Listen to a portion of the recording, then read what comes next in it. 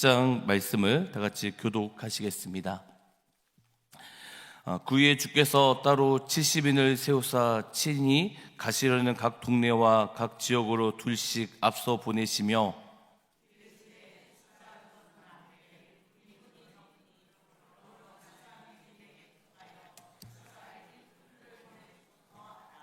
갈지어다 내가 너희를 보냄이 어린 양을 이리 가운데 보낸 같도다.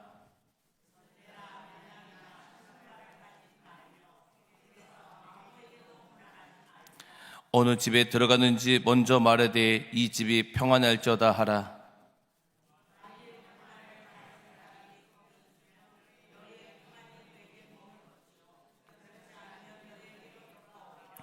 그 집에 유하며 주는 것을 먹고 마시라. 일꾼이 그 싹을 받는 것이 마땅하니라.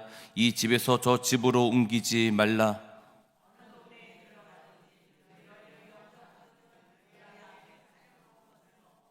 거기는 병자들을 고치고 또 말하기를 하나님의 나라가 너에게 가까이 왔다 하라.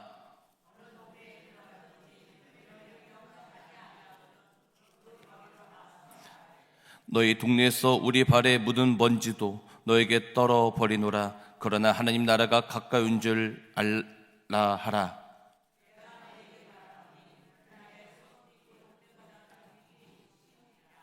화 있을진저 고라시나 화 있을진저 베세다야, 너에게 행한 모든 권능을 두로와 시돈에서 행하였더라면 그들이 벌써 베옷을 입고 제에 앉아 회개하였으리라.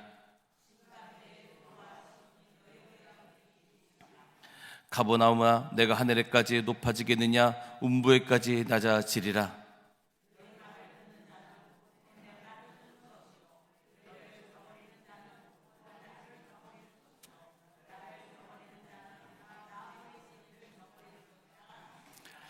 제시민이 기뻐하며 돌아와 이르되 주여 주의 이름이면 귀신들도 우리에게 항복하더이다.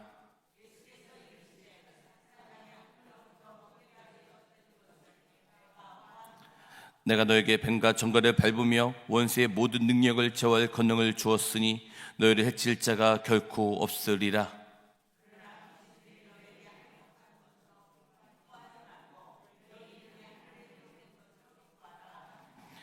그때 예수께서 성령으로 기뻐하시며 이르시되 천지의 주제신 아버지여, 이것을 지혜롭고 슬기는 자들에게는 숨기시고 어린 아이들에게는 나타내심을 감사하나이다. 옳소이다. 이렇게 된 것이 아버지의 뜻이니이다.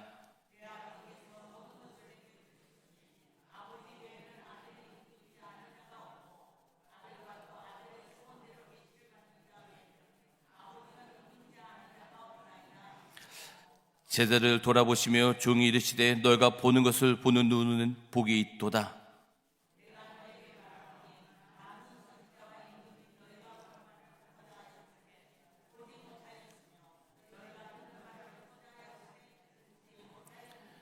어떤 율법교사가 일어나 예수를 시험하여 이르되 선생님, 내가 무엇을 하여 영생을 얻으리이까?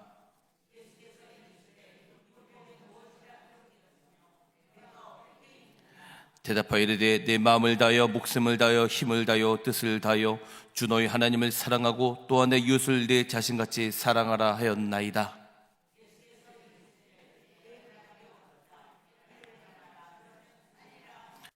그 사람이 자기를 옳게 보이려고 예수께 여짜오되 그러면 내 이웃이 누구나이까?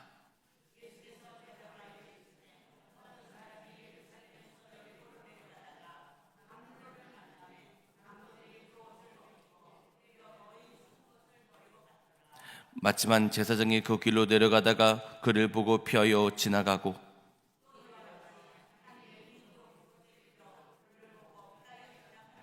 어떤 사마리아 사람은 여행하는 중 거기에 이르러 그를 보고 불쌍히 여겨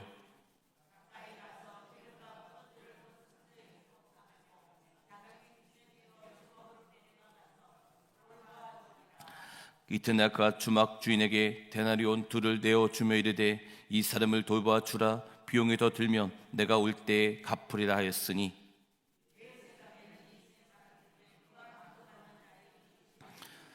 이르되 자비를 베푼 자니이다. 예수께서 이르시되 가서 너도 이와 같이 하라 하시니라.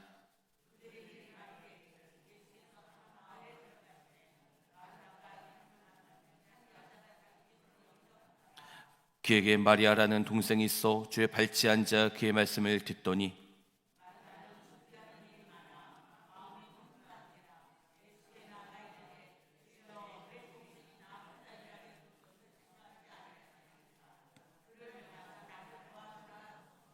주께서 대답하여 이르시되 마르다야 마르다야 내가 만든 일을 염려하고 근심하나.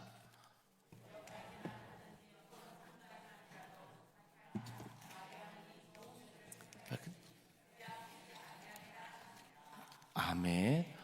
우리 금주의 말씀 느헤미야 8장 5절에서 6절 말씀. 이스라엘가 모든 백성이 서서 그들의 목전에 책을 펴니 책을 펼 때 모든 백성이 일어서니라. 에스더가 위대하신 하나님 여호와를 송축하며 모든 백성이 손을 들고 아멘 아멘 하고 응답하고 몸을 굽혀 얼굴을 땅에 대고 여호와께 경배하니라. 아멘. 느헤미야 8장 5절에서 6절 말씀. 이 누가복음 10장에는 예수님께서 70인 제자를 세우시고 그리고 자비를 베푼 사마리아 사람과 마리아 마르다의 내용이 나옵니다. 예수님께서 이 70인의 전도대를 파송하고 있는 것은 너무도 중요합니다. 누가복음에만 70명의 이 제자, 70명의 제자가 등장한다는 것입니다. 이것은 어떤 선교의 세계적 확대를 예시하고 있기 때문입니다. 너무도 중요한 부분입니다. 혹시 성경책이 있으신 분들은 저랑 같이 성경을 보시면서 같이 보셨으면 좋겠습니다. 창세기 10장을 보시면 창세기 10장 25절에 보시면 이런 말씀이 있습니다. 에벨은 두 아들을 낳고 있는데 이 에벨이라는 뜻은 이 강을 건너다라는 뜻으로 이 히브리라는 이스라엘 민족이 여기서 나옵니다. 그리고 창세기 10장 32절에 보시면 이들은 그 백성들의 족보에 따르면 노아의 자손의 족속들이요 홍수 위에 이들에게서 그 땅에 백성들이 나뉘었더라 있는데, 잘 보시면 노아의 자손들로 시작해서 땅에 이름이 생겼습니다. 그러니까 노아의 아들들의 이름이 혹시 아십니까? 셈과 함과 야벳이죠. 그래서 셈과 함과 야벳의 자손들로 시작해서 민족들이 생기기 시작했습니다. 그러니까 즉 노아의 자손들로 시작해서 땅에 이름들이 생겼고, 그리고 노아의 자손들로 시작해서 민족들이 생기기 시작했습니다. 그런데 창세기 10장 8절에서 9절에 보시면, 한번 보세요 여러분, 성경 좀 찾아보세요 여러분. 보시면 구스가 또 니무롯을 낳았으니 그는 세상의 첫 용사라 그가 여호와 앞에서 용감한 사냥꾼이 되었으므로 있는데, 이 함의 자손에서, 그러니까 셈과 함과 야벳에서 이 함의 자손에서 니무롯이라는 사람이 나타났습니다. 근데 10장 9절에 보시면 아까 읽었을 때 용감한 사냥꾼, 그리고 여호와 앞에서라는 뜻이 있는데, 용감한 사냥꾼은 사람을 잡는다, 사람을 사냥하다라는 뜻이었습니다. 그리고 여호와 앞에서는 여호와의 목전에서라는 뜻입니다. 그러니까 이 니무롯이라는 뜻은 반역자라는 뜻입니다. 그러니까 무슨 뜻이냐면, 이 니무롯이라는 사람이 사람들을 이끌어서 하나님을 반역하게 된다라는 뜻입니다. 그리고 우리가 알다시피 10장을 넘어가다 보면 11장이 있는데, 11장에 보면은 바벨탑 사건이 나옵니다. 근데 바벨탑 사건을 보시면 창세기 11장 1절 2절을 보시면, 2절에 보시면 이에 그들이 동방에 옮기다가 신할 평지를 만나라는 말이 있습니다. 혹시 여러분 이해되십니까? 네, 되시죠? 보시면, 그런데 10장 10절에 보시면 그의 나라는 신할 땅과 바벨과 에렉과 악갈과 갈라에서 시작되었음에 있는데, 이 니무롯이라는 사람이 사람들을 이끌어서 하나님을 대적하려고 바벨탑을 세우려고 했다는 것입니다. 그러니까 니무롯은 그때 당시 세상에서 최고의 왕이었습니다. 사악한 왕이었습니다. 그래서 사람들을 이끌어서, 사람들을 다 꼬셔서 바벨탑을 세우고 하나님을 맞섰다는 것입니다. 그러니까 바벨탑이라는 것은 하나님 없이 인류가 하나가 되어서 살 수 있다는 것입니다. 그러니까 사람들이 하나님을 반역하고 있다는 것입니다. 근데 우리가 그 전의 사건을 알아야 됩니다. 노아 이전의 사건을 보시면 노아 이전에 사람들이 죄를 너무도 많이 집니다. 죄가 너무도 넘치게 되니까 하나님께서 심판을 하셨는데 노아와 노아 가족들만 살리셨습니다. 그런데 노아의 가족들만 살려셨는데 노아의 아내, 그리고 셈, 함, 야벳의 아내들 총 8명만 살리셨는데 그 중에 함의 자손이, 그것을 니무롯이 사람들이 이끌어서 하나님을 대적하고 있다는 뜻입니다. 그래서 니무롯이 중요한 게 뭐냐면 창세기 10장 11장의 내용을 모르면 여러분 절대 요한계시록으로 풀어지지가 않습니다. 이 니무롯이라는 것은 요한계시록의 적그리스도를 예표하고 있습니다. 그러니까 지금 보십시오. 하나님의 마음을 생각해 보셨습니까? 노아 이전에 하나님께서 모든 자를 심판하셔서 노아와 노아 가족들만 살려주셨는데 다시 함의 자손에서 사람을 이끌어서 하나님을 대적하고 있다는 것입니다. 이런 상황 속에서 하나님께서 하나님의 나라를 만드시기 원하셨습니다. 그래서 하나님은 하나님의 나라를 만들기 원해서 하나님은 자기를 잘 섬기는 나라를 만드셔서 그 나라를 통해서 모든 인류가, 모든 민족이 다시 주님께 돌아오길 원하셨던 것이 바로 하나님의 마음이었습니다. 그래서 모든 인류가 주님을 알기 원하셨습니다. 그래서 출애굽기 19장 5절에서 6절에 보시면 여러분 출애굽기 19장 5절 6절은 지상 대명령, 구약의 대명령입니다. 제가 읽어보겠습니다. 출애굽기 19장 5절 6절입니다.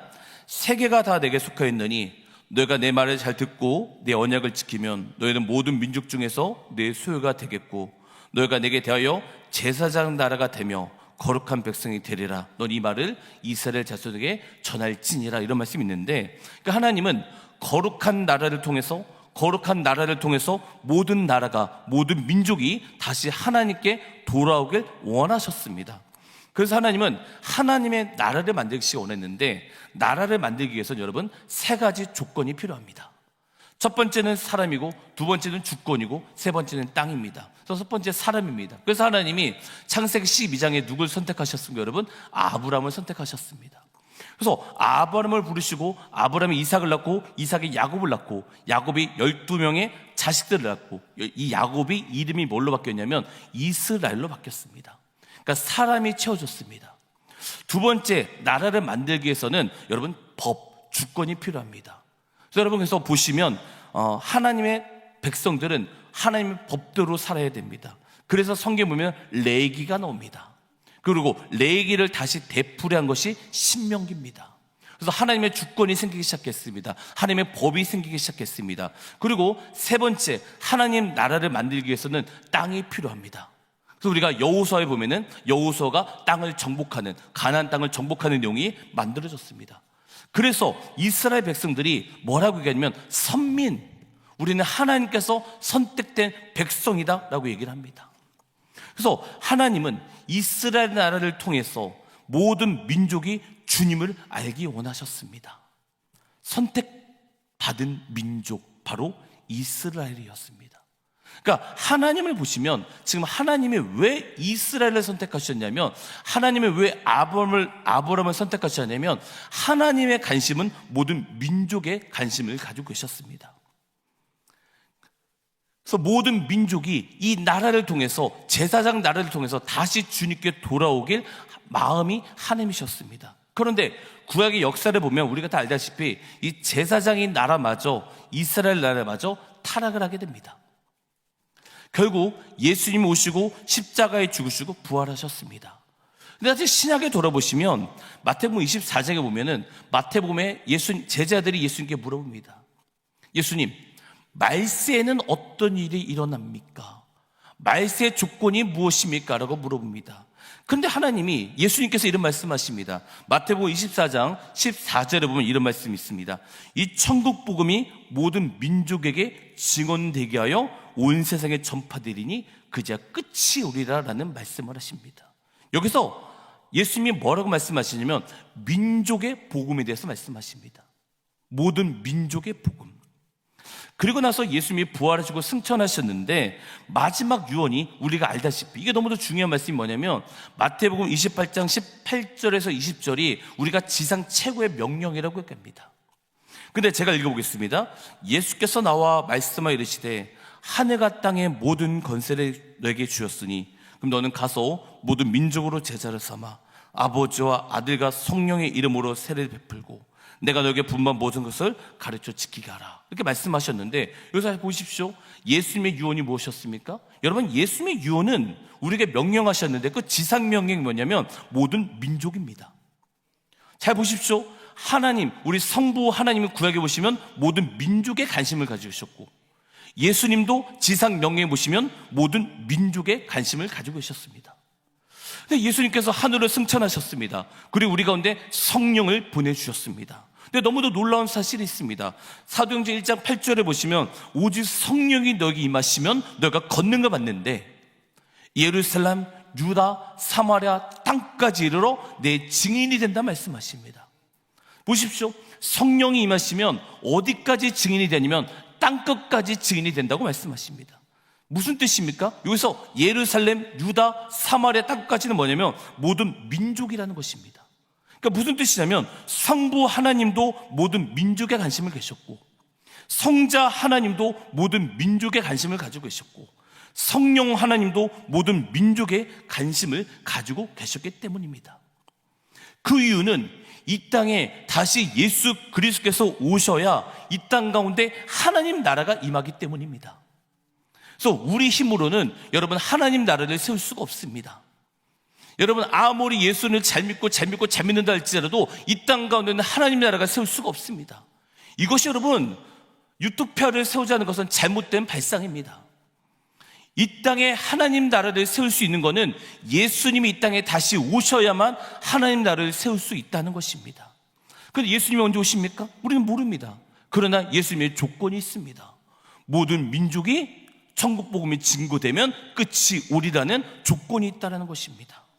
그래서 모든 민족의 복음이 증거되면 요한계시록 21장 내용이 뭡니까? 새하늘과 새 땅이 이 땅에 임한다는 것입니다. 그렇기 때문에 선교사님들이 선교하는 이유가 무엇입니까? 모든 민족이 복음 증거되면 세상이 끝나고 주님이 오시기에 복음을 증거하는 것입니다. 여러분, 그렇기 때문에 진짜 그 안에 성령이 있는 사람은요 선교에 관심 갖습니다. 많은 사람들이 나는 성령의 음성을 듣습니다. 나는 성령을 충만합니다. 성령이 말씀하셔서 얘기하는데 그 사람이 선교에 관심이 없다면 여러분 한번 점검해 봐야 됩니다. 왜냐하면 성부 하나님도 모든 민족에 관심을 가지셨고 성령, 성부, 성자 모든 하나님이 모든 민족에 관심을 가지고 계셨기 때문입니다. 그런데 오늘 본문은 누가복음 10장 1절 2절에 보시면 그 후에 주께서 따로 70인을 세웠다고 말씀하고 있습니다. 근데 제가 아까 창세기 내용을 얘기를 하냐면 누가복음에만 70인의 제자가 나옵니다. 근데 아까 보시면 창세기 10장에 보시면 셈과 함과 야벳이 나오는데 그 자손들이 나오는데 그 자손들을 통해서 나라가 생겼는데 근데 창세기 10장에 보시면 그 땅의 이름이 70개입니다. 그러니까 그렇기 때문에 70명의 제자를 부르셨다는 것은 하나님의 모든 민족의 복음을 증거라는 하나님의 부르심이었다는 것입니다. 여러분, 그렇기 때문에 70명의 제자를 부르신 것은 70명의 전도자를 부르신다는 것은 모든 민족에 증거하라는 천국 복음을 증거하라는 암시라는 것입니다. 다시 선민 이스라엘은 진짜 왕을 예수님을 알지 못했습니다. 그리고 진짜 예수님을 십자가에 죽였습니다. 그러나 어느 누구도 예수님의 죽음을 막을 수가 없었습니다. 그래서 예수님의 사망의 권세를 깨시고 죽음의 권세를 깨시고 부활하셨습니다. 그리고 우리 가운데 보내셨던 분이 바로 성령님이십니다. 여러분, 우리가 갈라디아서를 잠깐 보고 싶은데 혹시 여러분 성경 있으신 분은 갈라디아서 3장 6절 7절을 같이 한번 봤으면 좋겠습니다. 갈라디아서는 신약에 있습니다. 제가 한번 갈라디아서 3장 6절 7절을 읽어보겠습니다. 아브라함이 하나님을 믿음에 그것을 그에게 의로 정하시던 것 같음이라. 그런즉 믿음으로 말미암은 자들은 아브라함의 자손인지 알지 못하느냐 했는데, 여러분 갈라디아서는 믿음으로 말미암는 자들은 아브라함의 자손이다라고 말씀하십니다. 그러니까 무슨 뜻이냐면 이제 예수 그리스도로 말미암아 믿음으로 예수를 우리가 믿으면 우리가 아브라함의 자손이 되는 것입니다. 그래서 갈라디아서 3장 8절에 보시면 또 하나님의 이방을 믿음으로 말미암아 의로 정하실 것은 성경이 미리 알고 먼저 아브라함에게 복음을 전하되 이런 말씀이 있는데, 여러분 성경에는 딱 두 가지의 부류가 사람이 나옵니다. 첫 번째 부류의 사람은 유대인입니다. 두 번째는 이방인입니다. 그런데 이스라엘 사람이 아닌 우리 이방인들도 아브라함의 복이 우리에게 전해졌다고 합니다. 어떻게 전해집니까? 우리가 예수를 믿음으로 우리가 아브라함의 복이 우리에게 미친다고 하는 것입니다. 그래서 갈라디아서 3장 14절에 보시면 이는 그리스도 예수 안에서 아브라함의 복이 이방인에게 미치게 하고라고 했는데, 아브라함의 복이 예수 그리스도의 믿음으로 말미암아 이방인에 미치고 우리 이방인들이 성령을 받게 되었다라는 뜻입니다. 그래서 갈라디아서 3장 29절을 보시면 너희가 그리스도 것이면 곧 아브라함의 자손이요 약속대로 유업을 이을 자니라라고 갈라디아서는 기록되어 있습니다. 그러니까 우리는 이방인들도 우리가 예수를 믿음으로 우리가 아브라함의 자손이 되었고 우리가 유업을 이을 자라고 성경에 기록되어 있습니다. 그러니까 우리도 예수님 때문에 믿음으로 말미암아 아브라함의 자손이 되었다는 것입니다. 이것이 에베소서의 비밀입니다. 예수님 때문에 우리가 아브라함의 자손이 되었습니다. 그러면 하나님께서 다시 창세기에 보시면 아브라함을 부르신 이유가 무엇입니까? 바벨탑 사건 이후로 반역했던 자들이 모든 민족들이 다시 주님께 돌아와서 하나님 마음을 알기 원하셨던 하나님 마음이 있었기 때문에 아브라함을 부르셨습니다. 그러니까 제사장 나라가 되어서 모든 민족이 주님께로 인도하기였습니다. 그런데 이제는 이스라엘 사람들만 아닌 우리 예수를 믿는 우리 이방인들마저도 아브라함의 자손이 되었습니다. 그래서 우리 가운데 하나님이 뭐라고 말씀하시냐면 베드로전서 2장 9절을 보시면 너는 택하신 족속이요 왕같은 제사장이라 하고 우리를 부르고 있습니다. 하나님이 우리를 아브라함 부르셨습니다. 이제 왕같은 제사장으로 아름다운 덕을 선포하기 위해서 우리 아브라함의 자손으로 우리 이방인들을 부르셨다는 것입니다. 그래서 우리를 통해서 믿지 않는 자들이 주님께로 돌아가게 원하셨습니다. 그래서 우리를 보고 뭐라고 말씀하시면 우리를 하나님의 대사라고 이야기하는 것입니다. 그런데 예수를 믿는 자들은 자기 신분을 잘 모르고 있습니다. 우리는 하나님의 대사인데 거룩한 제사장인데 이 신분을 모르고 있다는 것입니다.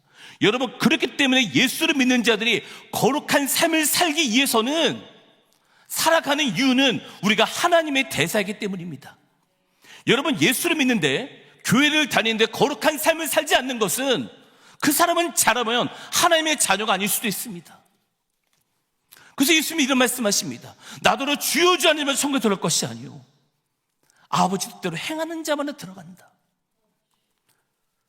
예수님이 이런 말씀하십니다. 우리가 누가복음 10장 2절을 보시면 이르시되 추수할 것은 많되 일꾼이 적으니 그러므로 추수하는 주인에게 청하여 추수한 일꾼을 보내주소 하라 말씀하십니다. 무슨 뜻입니까? 하나님 나라를 위해 사는 사람들이 많이 없다는 것입니다. 죽어가는 영혼을 위해서 관심을 가져야 되는데 모든 민족에 관심이 없다는 것입니다. 여러분, 그래서 이번에 새가족 초청권 잔치가 있습니다. 한 영혼을 주님께 인도하셔야 됩니다. 그리고 우리가 열방을 위해서 기도해야 됩니다. 우리가 열방으로 세계 민족 종족으로 갈 수는 없지만 우리가 기도가 필요합니다. 전쟁에 나가면 총을 쓰는 자가 있고요, 군사가 있고 대포를 쏘는 자가 있고 미사일을 쏘는 자가 있는데, 근데 바로 기도는, 우리의 중보 기도는 미사일 같은 역할입니다. 그래서 우리가 열방을 위하여 선교사님들이여 기도해야 되는 것입니다. 열방의 세계 나라가 어딘지 모르면 우리 옆에 있는 우리 민족 북한을 위해서 기도해 주십시오. 여러분, 1900년대 평양은 동방의 예루살렘이라고 불렀던 땅이었습니다. 그런데 1948년에 정권 수립 이후로 종교 탄압이 시작되었습니다. 저는 정치에 관심이 없습니다. 그런데 우리가 역사가 우리에게 사실을 증명하고 있다는 것입니다. 공산주의는 여러분 기독교를 탄압합니다. 1900년대요 평양에 성령이 바람에 불어왔을 때 만약 어느 누군가가 40년 후에 이 땅에 예수를 믿는 자들이 박해를 받을 것입니다라고 만약에 예언을 했다면 그 사람은 미친 사람이었을 것입니다. 그런데 지금 보십시오. 북한은 기독교 박해일입니다. 그래서 우리는 정말 정신을 차려야 됩니다. 그래서 하나님께서, 그런데 하나님은 그래도 북한을 버리지 않으셨습니다. 북한 지역의 성도들이 20만 명을 추정하고 있습니다. 그래서 여러분, 우리 북한 땅 가운데 하나님 복음이 전해지고 많은 사람들이 예수를 믿도록, 다시 지하교회 성도들이 믿음을 지키고 보호받도록 북한을 위해서 여러분 기도해야 되는 것입니다. 또 뉴스를 보십시오. 이란이 전쟁이 나고 있습니다. 이란, 페르시아 민족입니다. 에스더, 다니엘, 페르시아 민족입니다. 하나님, 미준도 종족 가운데 예수를 믿는 자들이 점점 많아지게 없어서, 그래서 모든 민족 복음 증거되면 끝이 온다고 했는데 주님, 내가 주의 얼굴을 뵙기 원합니다.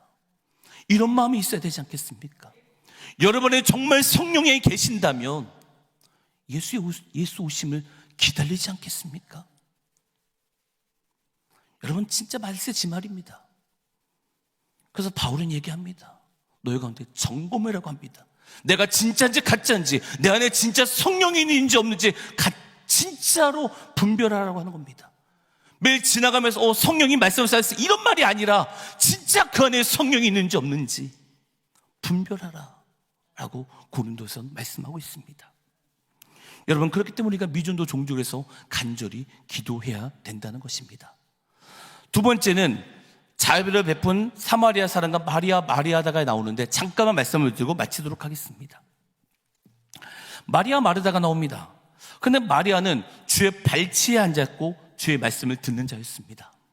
근데 마르다는 일이 분주한 자였습니다. 근데 여러분, 요한복음 11장에 보시면 마르다, 마리아, 그리고 그 오빠 나사로가 나옵니다. 근데 오라버니 나사로가 죽었습니다. 그때 예수님께서, 마르다가 예수님께 와서 저희 오라버니가 죽었습니다라고 얘기를 합니다. 근데 여러분 아십니까? 마르다가 예수님께 내 오라버니가 죽었습니다라고 했을 때와 마리아가 내 오라버니가 죽었습니다라고 했을 때 예수님의 반응이 달랐다는 것입니다. 무슨 뜻입니까? 나를 간절히 찾는 자가 나의 사랑을 입을 것이오라고 성경에 기록되어 있다는 것입니다. 여러분, 예수님을 많이 사랑하십시오. 말씀을 정리하도록 하겠습니다. 모든 민족 복음 증거되면 세상이 끝나고 주님 오시고 하나님 나라가 이 땅 가운데 임합니다. 여러분, 절대 우리 힘으로 유토피아 세상을 세울 수 없습니다. 예수님이 오셔야, 계시록 18장에 보면 바벨론이 무너지고, 그 바벨은 똑같은 단어입니다. 그리고 19장부터 22장까지 하나님 나라가 임합니다. 하나님 나라는 우리 힘으로 세울 수 없습니다. 예수님이 오셔야 됩니다. 예수님 오시는 조건이 있습니다. 모든 민족에게 천국 복음이 증거되면 그제야 끝이 오리라. 아멘. 여러분, 그래서 우리가 잃어버린 영혼을 관심을 가져야 되고, 두 번째는 모든 민족의 복음이 증거될 수 있도록 정말 열방을 해서 기도하십시오. 자기 자신만 해서, 자기 자녀들을 위해서 기도하는 것이 아니라 정말 세계 열방을 위해서 기도하시고, 그걸 여러분 점검하십시오. 내가 거룩한 삶을 살지 못하고 있습니까? 내가 정말 성령의 음성을 듣는다고 하지만 세계 열방에 관심이 없습니까? 점검하십시오. 그것이 강명한 천사를 가장한 마귀의 음성인지 성령의 음성인지 들으십시오. 그래서 요한계시록 이런 말씀이 있습니다. 기는 자는 성령이 교회에 갔으면 들을지어다. 아멘. 여러분, 주의 음성을 들으시는 여러분들에게 주의 이름으로 축원합니다. 기도하겠습니다. 하나님, 감사합니다. 우리 여기 있는 모두가 한 영혼을 사랑하는 마음으로 전도할 수 있도록 붙들어 주시고, 또 열방을 향해서 기도하는 자들이 될 수 있도록 인도하여 주시옵소서. 또한 주님이 언제 오실지 모르지만 정말 마리아처럼 예수님 말씀을 사랑하고 예수님을 사랑하는 자들이 될 수 있도록 은혜 부어 주시옵소서. 또 주님을 사랑해서 귀한 예물 드립니다. 이 예물 주님 받아주시고 함께하여 주시옵소서. 감사합니다. 예수님 이름으로 간절히 기도드립니다. 아멘. 하늘에 계신 우리 아버지, 아버지 이름을 거룩하게 하시며 아버지 나라가 오게 하시며 아버지의 뜻이 하늘에서 같이 땅에서 이루어지게 하소서. 우리에게 일용할 양식을 주시고 우리가 우리에게 잘못한 사람을 용서해 줄 것 같이 우리 죄를 용서하여 주시고 빠지지 않게 하시고 악에서 구하소서. 나라와 권능과 영광이 영원히 아버지의 것입니다. 아멘. 우리 말씀을 생각하시면서 우리 주여 한번 부르시고 같이 기도했으면 좋겠습니다. 주여.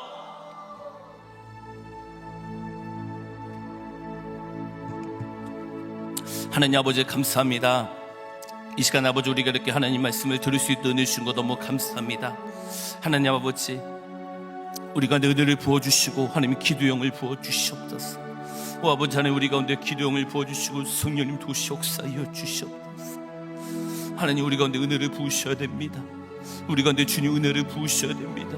성령님 우리 가운데 은혜를 부어주시고 하나님 우리 가운데 하나님을 진심으로 사랑할 수 있는 마음을 부어주시고 인도하여 주시옵소서. 하나님 정말 주의 발자취 앞에서 주의 말씀을 사모했던 그 마리아처럼 아버지 그래서 향유